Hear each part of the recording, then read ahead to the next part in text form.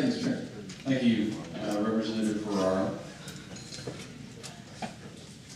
Thank you. I think some of these have been answered already, but I have a quick question. On the 50s to 99s, how are we going to collect the fee? What's the process of collecting the fee? We don't have that worked out yet. It's not okay. If there's no consequence of going over your card on the 50s and 99s, and we're going to continue to fund it even if they don't pay in, why are we setting up a house savings account for this population? So how we have operationalized this is to use the independence accounts as a window into how our healthcare system works in a financial way. Individuals that have never had that window or responsibility before. We have intentionally, and the feds will require, that we don't put a financial barrier to individuals below 100% or necessarily a financial penalty to the receipt of care below 100%, but we can give them a window. We can give them an educational opportunity.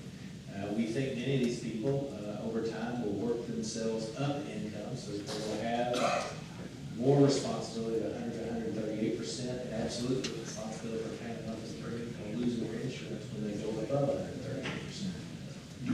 We don't have a cost of this program now, is what you're telling me. Cost will be determined by the vendor contract and the participation rate of the individuals. But do you not think this is an expensive education, or we can just go ahead and just not give this population an independent card?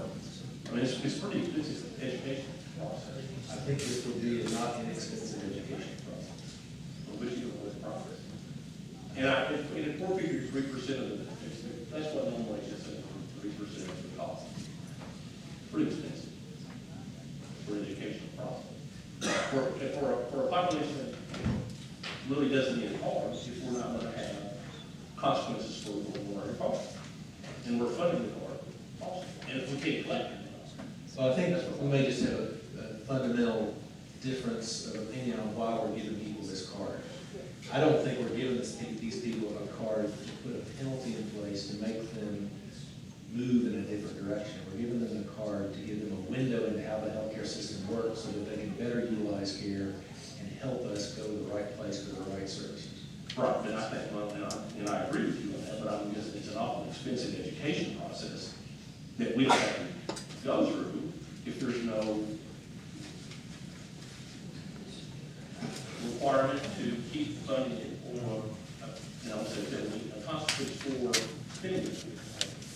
Well, I would agree. This is an experiment in education, and we believe, and apparently the majority of the legislature believes that this is at least worth trying.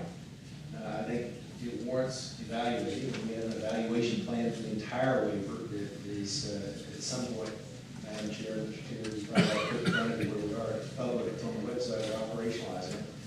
But Dr. Joe, I think Mr. Wright, this is something that you guys said we were gonna do. This is not something that comes from them. This was legislatively initiated. And so as a result of that, if it's not working, then we have to come back 2015 and fix it. Well, this one, This will start January 2015. Or let me back up. It will start by February 1st,